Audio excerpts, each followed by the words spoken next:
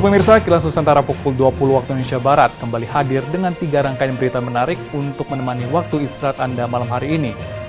Berita pertama, kita awali dari Jawa Timur. Pemirsa, aktivitas vulkanis Gunung Semeru kembali terjadi. Dalam waktu 24 jam terakhir terpantau mengalami 7 kali letusan dan 6 kali guguran lava pijar.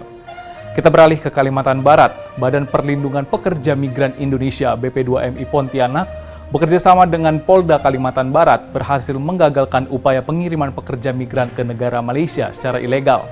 BP2MI bersama dengan polisi berhasil mengamankan 6 orang PMI. Dan di hari ulang tahun ke-76 Palang Merah Indonesia, PMI bersama dengan keluarga Muhammad Hatta berziarah ke makam wakil presiden tersebut untuk mengenang dan meneladani prinsip hidupnya. Kita simak berita selengkapnya berikut ini. Dalam beberapa hari terakhir, guguran lava pijar Gunung Semeru semakin intens terjadi.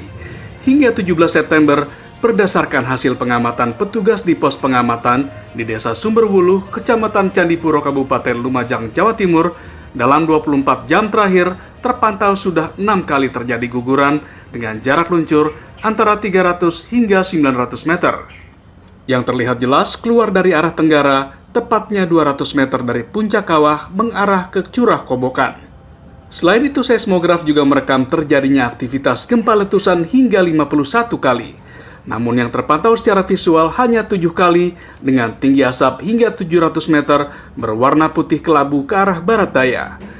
Gunung tertinggi di Pulau Jawa itu pun kini kerap diselimuti mendung tebal saat siang hingga petang.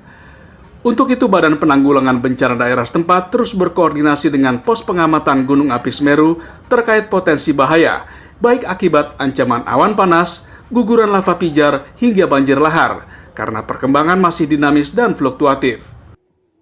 Dan perlu diketahui bahwa sifat daripada gunung berapi itu fluktuatif. Hari ini laporannya bagus, belum tentu nanti sore dan nanti malam. Hingga kini gunung dengan tinggi 3.676 meter di atas permukaan laut tersebut masih berstatus waspada atau level 2. Warga dilarang beraktivitas di sekitar gunung dengan radius 1 km dari puncak kawah dan 5 km di arah bukaan kawah atau di sektor tenggara dan selatan gunung. Dari Lumajang, Jawa Timur, Hamka Agung, Kantor Berita Antara, mewartakan.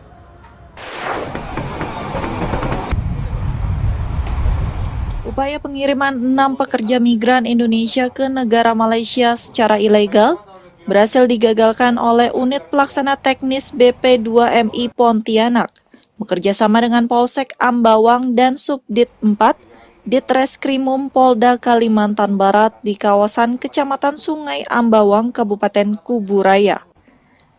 Selain mengamankan 6 orang PMI dan 13 paspor, petugas juga meringkus 1 orang pemilik rumah penampungan berinisial SK. Berdasarkan hasil pemeriksaan sementara oleh pihak kepolisian, SK masuk dalam sindikat dan jaringan pengiriman PMI ilegal lintas negara. Kepala Badan Perlindungan Pekerja Migran Indonesia Pontianak, AKBP Aminga Meilana Primastito, Jumat 17 September mengatakan, langkah pengamanan yang dilakukan merupakan salah satu bentuk perlindungan kepada para pekerja migran Indonesia.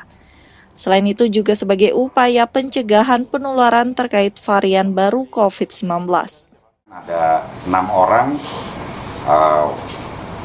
calon pekerja migran Indonesia yang sudah sekitar 8 hari mereka ada di rumah tersebut. Mereka kita amankan, kita bawa ke shelter BP2MI Pontianak untuk kita mintai keterangan dan juga ditindaklanjuti oleh Ditkrimum Polda Kalbar. Kita juga mengajak kepada seluruh masyarakat agar lebih cerdas lagi karena banyaknya varian-varian baru. Kepala BP2MI Pontianak menambahkan, saat ini pihaknya sedang melakukan koordinasi dengan Konsulat Jenderal Republik Indonesia dan pemangku kepentingan wilayah terkait pengetatan pengawasan jalan tikus di perbatasan Indonesia-Malaysia. Untuk sektor pengamanan, BP2MI juga akan menggandeng pasukan pengamanan perbatasan. Dari Pontianak, Kalimantan Barat, Indra Budi Santoso, Kantor Berita Antara mewartakan. Palang Merah Indonesia (PMI) berziarah ke makam Wakil Presiden kedua RI Muhammad Hatta. dalam rangka memperingati hari ulang tahun ke-76 PMI Jumat 17 September. Sekretaris Jenderal PMI Sudirman Said menuturkan kegiatan ziarah ini untuk mengenang, mendoakan, serta meneladani prinsip hidup Muhammad Hatta sebagai Ketua PMI yang pertama. Ia berharap ke depannya selain terus memberikan layanan kepada masyarakat, PMI ingin membangun kapasitas internal dan manajerial. PMI juga akan melakukan inovasi sesuai dengan visi PMI, yakni modernisasi organisasi agar dapat melayani masyarakat dengan lebih baik. Juga bagaimana fundraising dilakukan dengan digital, bagaimana pengelolaan proyek-proyek yang tersebar di seluruh Indonesia dilakukan dengan digital. Jadi kita ingin menuju ke sana sesuai dengan visi dari Pak Ketua Umum kita, yaitu modernisasi organisasi dalam 3 tahun ke depan sampai dengan periode 2019 sampai 2024. Pada kesempatan yang sama, cucu Muhammad Hatta, Gustika Jusuf Hatta, yang hadir mewakili keluarga Muhammad Hatta, merespon baik terkait acara ziarah ini.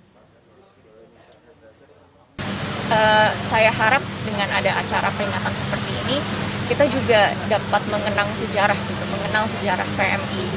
Karena mungkin orang juga masih bingung membedakan ICRC, membedakan PMI, dan mungkin kurang tahu gitu PMI untuk apa sih sebetulnya. Jadi dengan acara-acara seperti ini, tentunya kami merasa sangat terhormat bahwa kakek kita dikenang, tapi di sisi lain kita juga belajar banyak sekali sejarah. Sebelumnya, ia menyebut bahwa PMI memiliki sejarah yang sangat kuat, terutama dalam diplomasi internasional. Dari Jakarta, Putri Hanifa, Rauf Adipati, Kantor Berita Antara, mewartakan. Pemirsa, berita seputar HUT PMI tadi sekaligus menutup perjumpaan kita pada hari ini. Saksikan kembali Kilas Nusantara edisi COVID-19 besok pukul 17 waktu Indonesia Barat. Saya Helmut Timothy mewakili seluruh tim yang bertugas pamit undur diri. Selamat malam dan sampai jumpa.